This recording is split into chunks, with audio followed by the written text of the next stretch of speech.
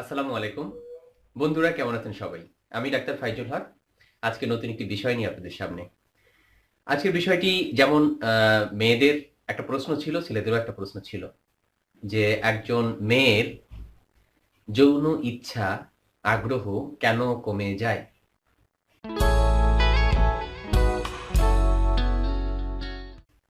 এই প্রশ্নটা ছিল ছেলে মেয়ে উভয়ের জন্যই।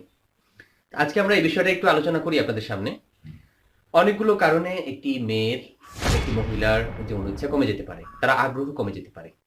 এর ভিতরে কারণ দুইটি। এক নম্বর শারীরিক, এক নম্বর মানসিক। যারা আমার ভিডিও দেখতে অভ্যস্ত তারা অলরেডি বুঝে গেছেন যে আমি এর সাথে মানসিক বিষয়গুলোকে নিয়ে আসি। এই কারণে নিয়ে আসি যে আমরা অভ্যস্ত হয়ে গেছি যে এটা তো আমাদের একটা শারীরিক সমস্যা, ফিজিক্যাল সমস্যা। হ্যাঁ, এটা শুধু মনে হয় যে শারীরিক কারণেই হবে সমস্যাটা। না, আসলে যে এর সাথে মানসিক একটা সম্পর্ক থাকতে পারে, হ্যাঁ, এটাও ফোকাস করা বা এটাও জানানো আপনাদের সামনে। তো বন্ধুরা, এটা কি কি কারণে হতে পারে, কারণগুলো আমি একটু আপনাদের ধারণা দিয়ে দিই অল্প সময়ের মধ্যে। প্রথম কারণ হচ্ছে, যদি পার্টনারকে ভালো না লাগে, পছন্দ না হয়, সে হয়তো বা বলতে পারছে না। একটা মেয়ে বলতে পারছে না, জোর করে বিয়ে দিয়ে দিছে, তো তার হাজবেন্ডকে সে পছন্দ করছে না, অথবা তার আগের বিয়ের ছিল। হ্যাঁ, তো মানসিকভাবে সে কিন্তু তার পার্টনারকে গ্রহণ করতে পারে নাই। হয়তোবা শারীরিকভাবে সে ফিজিক্যাল রিলেশন করছে, সব করছে, বাট তার ভেতর থেকে আগ্রহ আসা যে বিষয়টা, এই বিষয়টা অনেক সময় থাকে না। এটা হলো ১ নাম্বার পয়েন্ট, পছন্দ না হওয়া। ২ নাম্বার পয়েন্ট হচ্ছে পারিবারিক যদি অশান্তি থাকে। পারিবারিক অশান্তিকে আমি বুঝাই যে আপনার, হ্যাঁ, হাসব্যান্ডের সাথে খুব ভালো রিলেশন, হাসব্যান্ড ওয়াইফ পার্টনারের সাথে খুব ভালো রিলেশন, সবকিছু ঠিক আছে, কিন্তু তার অন্যান্য যে ফ্যামিলি মেম্বার তাদের সাথে তার বনছে না। অনেকদিন থেকে বলছে হাসব্যান্ডকে যে চলো আমরা আলাদা থাকি বা কিছু একটা, শুনছে না। যখন মেয়েটা এভাবে ডিপ্রেসড হয়ে যায় যে না, আমি আমার কথাটা, আমার যে আহ, সমস্যাটা, আমার চাওয়াটা আহ, আমি আমার হাজবেন্ডকে শোনাতে পারছি না। তো আস্তে আস্তে যখন দেখে যে না, তার হাজবেন্ড শুনছে না, তখন সে ডিপ্রেস হয়, তখন সে মানসিকভাবে বিমর্ষ হয়, তখন সে শারীরিক যেমন তার মধ্যে একটা অবসাদ চলে আসে, তেমনি এই যৌন লাইফে, এই সেক্সুয়াল লাইফেও তার একটা অবসাদ চলে আসে। বয়সের একটা বিষয়ের কথা বলি। বয়স বাড়ার সাথে সাথে মেয়েদের একটা পরিবর্তন হয়, একটা নির্দিষ্ট বয়সের পরে পরিবর্তন হয়। হ্যাঁ, মেনোপজ হয় বা নির্দিষ্ট বয়সের পরে তার মাসিক বা মেনস্ট্রুয়েশন যেটা হয়, এটা বন্ধ হয়ে যায়। যখন বন্ধ হয়, স্বাভাবিকভাবে এখানে হরমোনের একটা তারতম্য শুরু হয়ে যায়। এই হরমোনাল কারণে একটা মেয়ের যৌন চাহিদা, যৌন ইচ্ছাটা কমে যেতে পারে। আবার যখন একটা ছেলে একটা মেয়ে ফিজিক্যাল রিলেশন করে, রিলেশনের সময় তাদের আগ্রহের সাথে সাথে একটা ফ্লুইড চলে আসে। হুম, একটা লুব্রিক্যান্টস টাইপের একটা কিছু চলে আসে, যার মাধ্যমে পিচ্ছিল হয়, সেক্সুয়াল রিলেশনটা সুন্দরভাবে করতে পারে। কোনো কারণে দেখা গেল একটা মেয়ে পরিপূর্ণ উত্তেজিত হয়নি, তার আগ্রহ ওরকম চলে আসেনি, আগ্রহ ওরকম তৈরি হয়নি। হাজবেন্ড এটা বুঝতেছে না, হাজবেন্ড জোর করে তার সাথে ফিজিক্যাল রিলেশন করলো। দেখা যাবে তার যে অর্গানটা আছে, ফিমেল অর্গান, ওইখানে শুষ্ক থাকবে, তার পেইন হবে, একদম তো ভালো লাগবেই না। স্বাভাবিকভাবে তার মধ্যে একটা যৌন অনীহা চলে আসবে।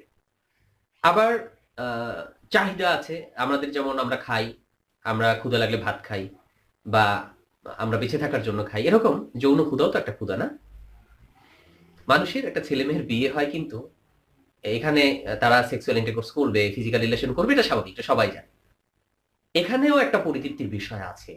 কোনো কারণে একটা মেয়ে কোনোভাবে দীর্ঘদিন পরিতৃপ্ত হচ্ছে না, রক্ষণশীল পরিবারের হতে পারে মেয়েটা, সে হাজবেন্ডকে বলতেও পারছে না যে আমি কিন্তু ফিজিক্যালি ওরকম যে আমাদের যে ফিজিক্যাল রিলেশনটা হচ্ছে, এই রিলেশনের দ্বারা কিন্তু আমি কিন্তু পরিপূর্ণ তৃপ্ত হচ্ছি না, এটাও বলতে পারছে না। সে চেপে রাখছে, চেপে রাখছে। সে লজ্জায় হয়তো বা বলতেও পারছে না, তার কখনো অর্গাজম হচ্ছে না। এভাবে আস্তে আস্তে তার মধ্যে একটা অবসাদ চলে আসে, যৌন অবসাদ চলে আসতে পারে। আবার যদি ছোটবেলায় কারো, আমাদের দেশে এই সমস্যাটা খুব বেশি হয়। মেয়েরা দেখা যায় ছোটবেলা আহ, বিভিন্ন যৌন নির্যাতনের শিকার হয়, এমনকি আপনজনদের দ্বারাও হয়ে যায়। একটা মেয়ে তার চাচাতো ভাই, মামাতো ভাই, ফুফাতো ভাই, এদের দ্বারা অনেক সময় এরকম একটা হয়, নির্যাতিত হয়। অথচ ছোটবেলায় সে মেয়েটা কারো কাছে বলতে পারে না। অনেক সময় আপনজনদের দ্বারা, বড় যারা আছে তাদের দ্বারাও এগুলো হয়ে যায়। এর ফলে একটা পুরুষের প্রতি তার বিদ্বেষ চলে আসে। যেখানে একটা পুরুষকে সে ভালোবাসবে, পুরুষের মধ্যে একটা ভালো লাগা কাজ করবে, সেখানে কি হয়, ওই যে ছোটবেলা যার অবচেতন মনে যে কষ্টটা, যে নির্যাতনের চিহ্নটা বয়ে বেড়াচ্ছে সে ব্রেনের মধ্যে, কারোর সাথে শেয়ার করতে পারছে না, কাউকে বলতে পারছে না, তো তার মধ্যে এই একটা নেতিবাচক ধারণা চলে আসে পুরুষের প্রতি। এই ধারণার কারণে তার মধ্যে পরবর্তী লাইফে তার যৌন যে চাহিদার অভাব তার হতে পারে। কিছু কিছু মেডিসিনের কারণে হতে পারে, যেমন যারা বার্থ কন্ট্রোল পিল খান তাদের হরমোনাল কিছু পরিবর্তন চলে আসে অনেক সময়, তার মধ্যেও দেখা যায় আগ্রহটা কম আসে। আবার অনেক পুরুষ চায় যে সে এমনও আছে যে প্রতিদিন 2-3 বার তার ফিজিক্যাল রিলেশন করতে হবে, অথবা প্রতিদিন করতে হবে। এখানে পার্টনারের আসলে মানসিক অবস্থা কি, বা সে শারীরিকভাবে অসুস্থ কিনা, এদিকেও সে খেয়াল নিচ্ছে না। তখন কি হয়, তার মধ্যে একটা অবসাদ চলে আসে, অনাগ্রহ চলে আসে। কারণ এখানে মাথায় রাখতে হবে, যেটা একার আমি একটা দেশে গেলাম বা একটা অবস্থায় গেলাম, যুদ্ধ জয় করলাম, চলে আসলাম, বিষয়টা কিন্তু এরকম না। হাজবেন্ড ওয়াইফের মধ্যে একটা ভালো লাগা, পারস্পরিক শ্রদ্ধাবোধ, ভালোবাসা, উভয়ের মধ্যে একটা সমঝোতার মাধ্যমেই উভয় ভালো লাগাটা শেয়ার করা, বিষয়টা এরকম। এখানে যদি শেয়ারটা না হয়, এখানে আপনি কি করলেন যে আপনার পার্টনার বা আপনার ওয়াইফের চাহিদাটা আপনি বুঝলেন না, আপনি আসলেন একদম শুরু করে দিলেন, বিষয়টা এরকম মানে যান্ত্রিক হয়ে গেল। এর ফলেও তার অবসাদটা চলে আসে।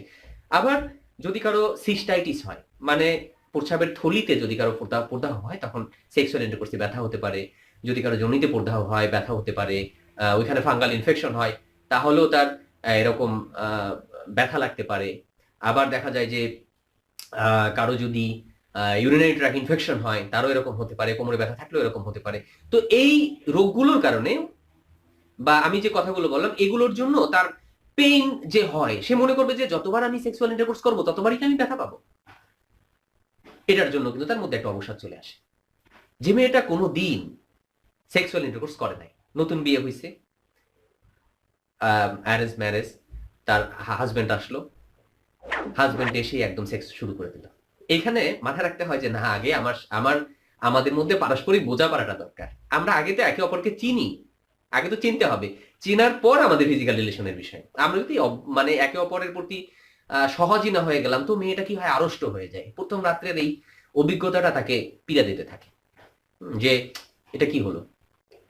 আবার প্রথম কারো দেখা যায় হাইমেন, প্রথম সেক্সুয়াল ইন্টারকোর্সের সময় কারো আছে হাইমেনটা ছিঁড়ে যায়, একটু ব্লিডিং হয়, একটু ব্যথা পায়। তো ওইটা তার পার্টনার বোঝে না। পার্টনার না বোঝার কারণে সে বারবার সেক্সুয়াল ইন্টারকোর্স করতে থাকে। সে প্রথম 2-3 দিনই ব্যথা পায়, পেইন হয়। তো ওইটা তার যেহেতু এই নলেজটা নাই, মেয়ের সাথে গ্রামের মেয়েদের বেশি হয় নলেজটা নাই, বা শহরের মেয়েদেরও হয়। তো এইটা তার ওই নলেজ না থাকার কারণে তার মধ্যে একটা চলে আসে। এগুলোর কিন্তু বেশিরভাগ ছেলেদেরই দোষ। কারণ সে পার্টনারকে যে আগে বন্ধু বানায় নেয়, তার ওয়াইফকে যে আগে মানে নিজের প্রতি মানে বন্ধু ভাবাপন্ন, তার কাছে সহজ হওয়া, সহজ করা, আগে যে মনের ভালোবাসা, হৃদয়ের ভালোবাসা, এটা যে আগে বিনিময় হয় না, আগেই দৈহিক সম্পর্ক, এটা হয়েছে বড় ফ্যাক্ট, এটা হয়েছে বড় দোষ। আমার মনে হয় আপনারা একটা ধারণা পেয়ে গেলেন যে আসলে এগুলো কেন হয়, কি কারণে হয়। আমরা তাহলে এর উত্তরণের উপায়টা কি? উত্তরণের উপায় হচ্ছে যে এই কাজগুলো থেকে দূরে থাকা, আর পার্টনারের মধ্যে পারস্পরিক ভালোবাসা, শ্রদ্ধাবোধ। অবশ্যই ভালো লাগার বিষয়টা তার ইচ্ছা হলো না, জোর করে করা যাবে না। উভয়ের আগ্রহটাও একটা বিষয়। অসুস্থতা যদি থাকে, অসুস্থতা থাকলেও এরকম অ্যাভয়েড করতে হবে। অসুস্থতা থাকলেও মানে সেক্সুয়াল ইন্টারকোর্সটা করা যাবে না। আমার ইচ্ছা হয়ে গেছে, তার ধরি যে তার আছে, ব্যথা পাচ্ছে, সে পেইন হচ্ছে, এখানে আমি সেক্সুয়াল ইন্টারকোর্স করে দিলাম, এটা হবে না। তাহলে এই কারণগুলো আমরা বুঝলাম, এই কারণ দূর করে ফেললি আস্তে আস্তে অবসাদটা কেটে যাবে। মাথায় রাখতে হবে, সহবাসের আগে, সেক্সুয়াল ইন্টারকোর্সের আগে অবশ্যই সিঙ্গার বা ফোর পেলে নামক একটা বিষয় আছে। এখানে একে অপরকে প্রস্তুত করার একটা বিষয়। যখন এখানে প্রস্তুত নিয়ে আমার একটা ভিডিও আছে, দেখে নিয়ে একটু। তো এই প্রস্তুতির বিষয়টা একটু গুরুত্ব দিতে হবে, তাহলে অবসাদটা আস্তে আস্তে কেটে যাবে। পারস্পরিক যদি ভালোবাসা হয়, সংসারের যদি কোনো সমস্যা হয়, হ্যাঁ, বা কোনো পুরুষের যদি ফিজিক্যাল এরকম সমস্যা থাকে, তাহলে তার চিকিৎসা নিতে হবে। তো এই কথাগুলোর মধ্যে আরেকটা তথ্য আপনাদের জানাই, যেহেতু হাইমেন শব্দটা উল্লেখ করছি। তো অনেকের মধ্যে প্রশ্ন যে একটা মেয়ে সে ভার্জিন কিনা, কখনো সেক্স করছে কিনা বোঝার উপায় আছে কিনা। সবাই মনে করে হ্যাঁ, আমি সেক্সুয়াল ইন্টারকোর্স করলাম, মেয়ের সাথে সেক্স করার সময় তার মনে হয় ওই হাইমেন ছিঁড়ে যাবে, ব্লিডিং হবে। বিষয়টা কিন্তু এরকম না। ব্যায়াম করলে, এক্সারসাইজ করলেও হাইমেনটা ছিঁড়ে যেতে পারে, সাইকেল চালালেও ছিঁড়ে যেতে পারে, দড়ির লাফ দিলে, স্কিপিং করলেও ছিঁড়ে যেতে পারে। এটা কখনো মাপকাঠি না, এই জিনিসটা যাতে কেউ ভুল না বোঝেন, এই জন্য এই তথ্যটা দেওয়া। অনেক ধন্যবাদ, আমাদের সাথে এতক্ষণ ছিলেন। আমরা চমৎকার কিছু সময় কাটালাম আপনাদের সাথে। অবশ্যই যদি মনে করেন ভিডিওটি আপনার জন্য ভালো লাগবে, আমরা চেষ্টা করি সঠিক তথ্য দেওয়ার জন্য। যদি ভালো লাগবে অবশ্যই সাবস্ক্রাইব করুন, শেয়ার করুন, আপনার বন্ধুদের বলুন শেয়ার করার জন্য, আর আমাদের সাথে থাকুন। আল্লাহ হাফেজ।